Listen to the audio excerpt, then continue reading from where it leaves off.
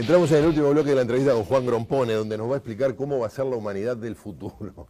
No sé si tanto. No, ¿cómo va a ser? No. Claro. ¿Qué cosas me gustaría a mí que pasaran? ¿No? Bueno, es otra cosa ahí ya distinta. entramos en tema de gustos personales, pero volviendo al científico. Sí. Decías, bueno, en la segunda mitad de este siglo ya el capitalismo se va a encontrar con su sepultura. Con la pared con la cual no puede seguir. Claro. ¿Y qué va a pasar? Bueno, ¿qué va a pasar?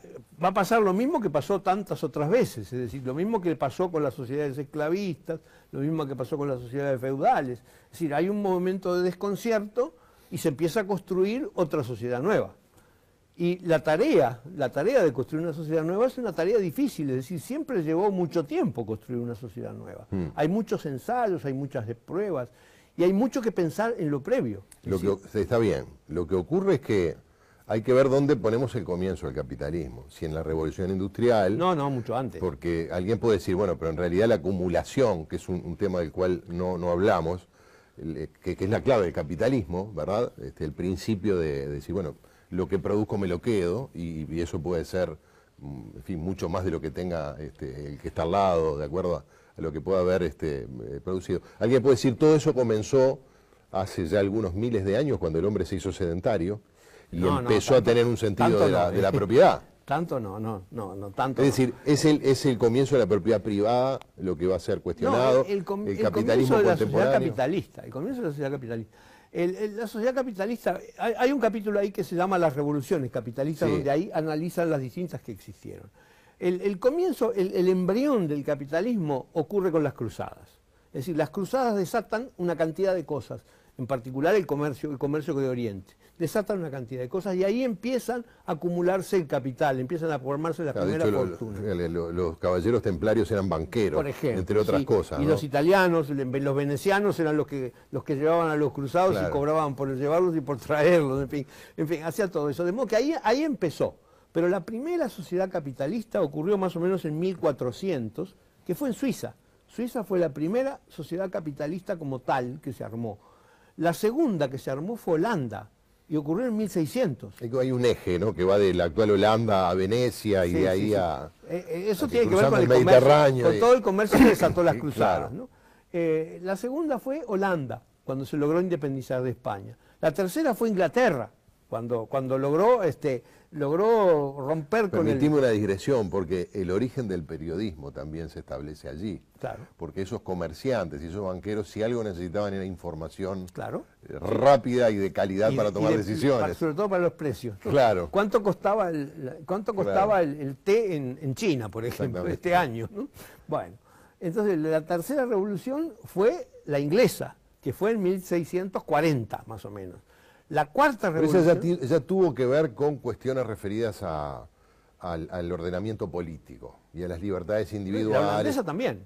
Y Claro, la Suiza también. claro, Y claro. la Suiza también, todas fueron construyendo. ¿No? La cuarta revolución fue norteamericana. La revolución norteamericana ocurrió antes que la francesa. La francesa ocurrió unos años después de la norteamericana. Bueno, y después siguen, ¿no? Después viene la italiana, viene la alemana, hasta que finalmente vienen las... Pero ¿por qué estábamos hablando de capitalismo y me hablas de revoluciones políticas, que no tienen que ver con el sistema de No, producción? pero son revoluciones capitalistas, es decir, lo que Dentro hacen... del capitalismo, claro. Sí, claro, lo que hacen esas revoluciones cambian las bases económicas de la sociedad, ¿no? Por ejemplo, la revolución holandesa lo primero que hace es inventa las sociedades anónimas. Es decir, se dan cuenta que para comerciar, para ir a buscar el té y la pimienta a Oriente, necesitan inversiones de capital muy importantes, porque es un viaje que lleva un año de ida y un año de vuelta. Entonces hay que invertir muchísimo, porque hay que comprar el barco, pagarle a los marineros y el viaje de vuelta, darles de comer, y después para recién vender los productos. Entonces crean la sociedad anónima, que es la reunión de pequeños capitalistas que cada uno ponía su parte y después obtenía su parte del beneficio. De modo que la revolución holandesa, que fue relativamente pacífica, consistió en independizarse de España, creó esa nueva forma de capitalismo. La revolución inglesa, lo primero que hace Cromwell, cuando toma control del Parlamento, es declarar los mares son libres. Es decir, no son de los holandeses, no son de los españoles, nosotros podemos ir donde querramos. Y así empieza el Imperio Británico, Claro. con la revolución esa, ¿no? Eso todo crea toda una revolución cultural, es decir, se desatan una cantidad de científicos y de escritores y de cosas que empiezan a pensar de otra manera. Lo mismo pasa en Estados Unidos, es decir, la revolución es una revolución económica, diciendo no queremos hacer nada de lo que hizo Inglaterra, y toman como modelo a Suiza, es decir, y a Holanda, que hacen un Estado federal, por ejemplo, y así sigue la cosa. Claro. Los franceses toman el modelo inglés como revolución. En fin, cada uno va tomando... Sus eternos enemigos. Sus eternos enemigos. Cada uno va tomando lo que puede para ver cómo se hace esa sociedad nueva, que es la sociedad capitalista, y que todavía falta. Es decir, todavía hay otras revoluciones en marcha hoy. Pero en ese futuro postcapitalista, porque en el fondo terminamos en una pregunta de corte trascendente o metafísico. Hasta ahora trabajábamos para acumular, o por lo menos para tener lo suficiente como para vivir, ¿de acuerdo? Esa es la inspiración o el motor de la sociedad capitalista, ¿no? ¿Para qué vamos a trabajar cuando los bienes sean extremadamente asequibles y ya no tenga sentido producir, invertir para producir? Ya no hablemos de los viajes para buscar la pimienta, ¿no? Bueno, dos cosas. Primero, hay una enorme cantidad de grandes cosas que hizo la humanidad que no la hizo por buscar el provecho personal. Es decir, ¿para qué pintaba Van Gogh? Nunca logró vender un cuadro. ¿Para qué estudian los científicos? Los científicos no estudian ni trabajan por el sueldo que le pagan. Estudian porque hay una especie de impulso interior que dice yo quiero saber, ¿no? ¿Para qué hacen los escritores, los creadores de cine? Es decir, no todos están por el resultado material que van a obtener, sino más bien están porque sienten una necesidad interior de hacer esas cosas. Es decir, lo que va a permitir la holgura económica es desatar eso. Sí, pero ojo que Hitler tampoco lo hacía por el dinero. Es decir, eso puede desatar... Hitler no, pero la CSS sí. Bueno, sí, está bien, pero quiero decir... Y las compañías industriales también. De acuerdo, pero mientras podemos cuantificar o en todo caso materializar el objetivo de la vida de una persona, podemos tenerlo bajo control. Quizás acá puedan aparecer las dos cosas, Van Gogh y algunos que quieran tiranizar a otros simplemente por el hecho de tener poder. Pero no van a poder. ¿Por qué? Porque en definitiva... ¿Por qué se podía hacer esas cosas? Es decir, la fabricación de armamentos, por ejemplo, es una de las industrias que va a morir, ¿no?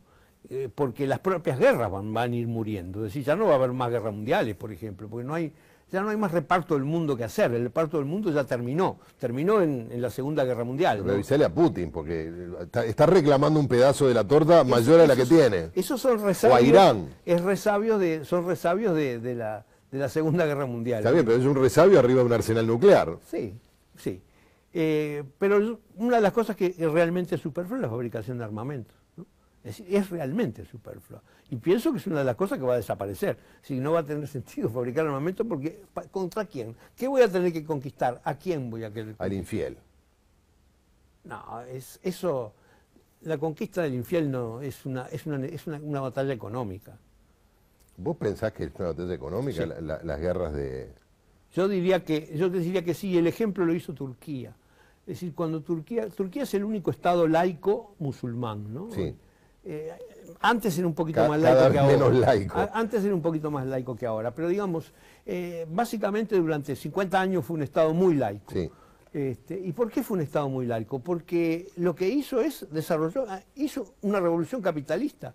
Una revolución capitalista y modernizó una cantidad de cosas y eliminó todo lo superfluo. Y al eliminar todo lo superfluo, todo lo realmente accesorio de la religión, desaparece el fanatismo. El fanatismo es una consecuencia de la miseria, entre otras cosas, ¿no?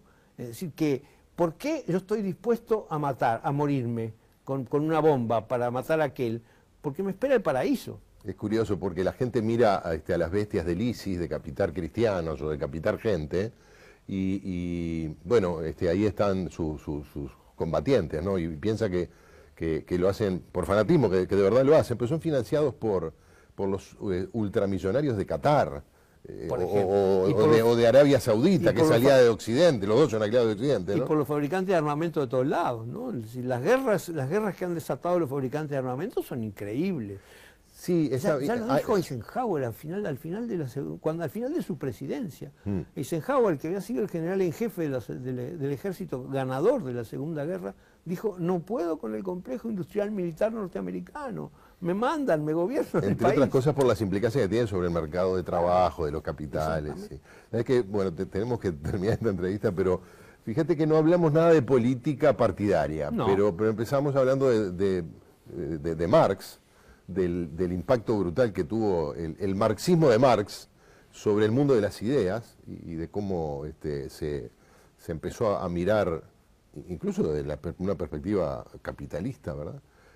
Y cómo los marxistas o los marxianos, como se dice en algunos países, del siglo XX intentaron hacer una construcción histórica que fue un extraordinario fracaso, que además llevó a la muerte a cientos de millones de personas en nombre de las ideas de la emancipación, y cómo en definitiva lo que tú estás haciendo es una reivindicación de Marx. Sí. Sí, pero lo dijo Marx, Sí, claro. que por eso tenía un sentido de admiración con Estados Unidos, entre otras cosas porque vivía de publicar en periódicos de Estados Unidos. Pero decía, no, pero es que ahí está el futuro, hay que desarrollar el capitalismo, Sí, claro, para llegar a... Por supuesto, para llegar a que el capitalismo se termine hay que Pero desarrollarlo. bueno, está bien, pero cuando se termine ahora, dentro de unas pocas décadas, lo que viene es el socialismo puro. No, socialismo es un nombre que se puso, que se le puso, pero es una cosa que hay que darle contenido.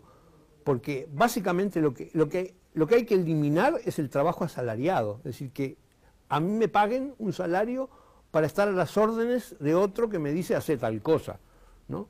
Es decir, eso que es el trabajo asalariado es el fundamento del capitalismo. Si yo suprimo el trabajo asalariado, se acaba el capitalismo. Si suprimo las sociedades anónimas y la bolsa de valores, se acaba el capitalismo. Si son cosas que hay que suprimir. Entonces hay que imaginarse... Pero si no hay que suprimirlo por decreto, sino porque no van a ser más útiles. Porque no van a servir para nada. Por eso hay que imaginarse un mundo en que no hay más accionistas, que no hay más asalariados, ¿no? Y que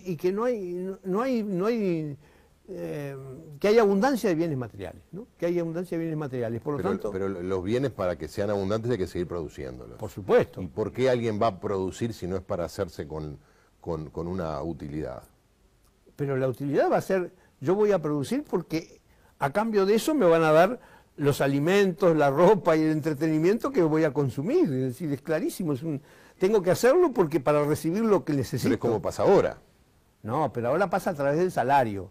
Sí. El salario es una manera de que otros se queden con una parte de lo que se produce. ¿Sí? ¿Por qué se acumula el capital? Porque en realidad al que trabaja no se lo retribuye con todo lo que produce, sino con una parte de lo que produce. Ese fue el gran descubrimiento de Marx, ¿no? Entonces, precisamente, ese es el detalle. Cuando me retribuyan con todo lo que yo produzco, entonces no va a haber nadie que pueda acumular nada. Entramos en un punto discutible. No es fácil pensar una sociedad. No es fácil. Ahora, eso es lo maravilloso que tiene el libro, ¿no? El fracaso de la propuesta de la Revolución Rusa es que no puede hacerse en una sola región. Claro. Una sociedad nueva, porque la presión del capitalismo es muy grande, crea los mercados negros, crea las presiones, crea una cantidad de cosas y finalmente... La discusión entre Lenin y Trotsky con respecto a la internacionalización de la revolución. La teoría de la plusvalía no es lo que le quedó mejor a Marx desde mi punto de vista. Yo creo que sí. Pero bueno, esto es lo apasionante que tienen todas estas cosas. El libro es apasionante y bueno, toda la saga. La última para cerrar, ¿por qué publicaste el 5 antes que el 4? Porque en realidad la idea empezó a través de un artículo chiquito que yo escribí de 15 páginas sobre el futuro, y que donde se mostraba que el capitalismo podía terminar por su expansión en la segunda mitad de este siglo. Entonces la gente me dice, no, pero no puedes escribir eso en 15 páginas. Allí, claro. Entonces, bueno, ahí hay 500 sobre eso. Pero me pasó lo mismo, pero ¿y cómo vas a hacer esto? ¿Y entonces qué pasó con el capitalismo antes? Claro. Bueno, en definitiva hay que hacer toda la historia de la humanidad. Bueno, felicitaciones también a la gente de la editorial, que es una apuesta muy, muy importante. Sí. No es un libro para que la gente lo lea en los cumpleaños, ¿no? No. Pero no es un libro que está lleno de matemáticas. No, es un libro extremadamente fácil de leer, muy... y además los capítulos se pueden leer, uno puede saltarse capítulos y después volver para adelante y para atrás. Los capítulos son autónomos. Un libro que solo Juan Grompone podía escribir. No, me dio mucho trabajo escribir. No, sin duda. Muchas gracias por acompañarnos. No, al contrario, muchas gracias. Ya venimos. Antes de ir a la pausa, te mostramos los estrenos de cine de la semana. There's only one path to peace. Their extinction.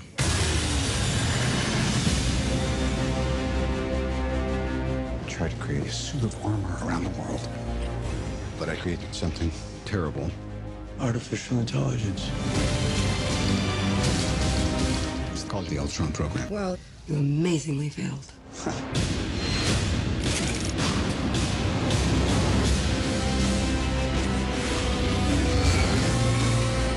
Here we all are. With nothing but our wit and our will to save the world. We can tear them apart. From the inside.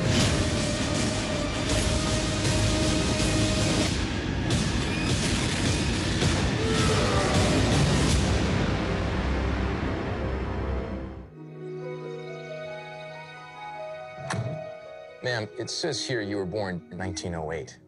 That makes you 45 years old. That's fine. Adeline Marie Bowman was born on January 1st, 1908. Many years later, she would begin a family of her own. On a cold winter night in 1935, Adeline's life would change forever. In that moment, something incredible happened. Its effect was almost magical. Adeline Bowman will henceforth be immune to the ravages of time. She will never age another day. You look exactly like this old friend of mine.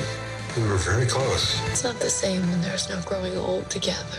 Without that love is just heartbreak. Pleasure to meet you. I'll just wait with you. Thank you, but I'll manage.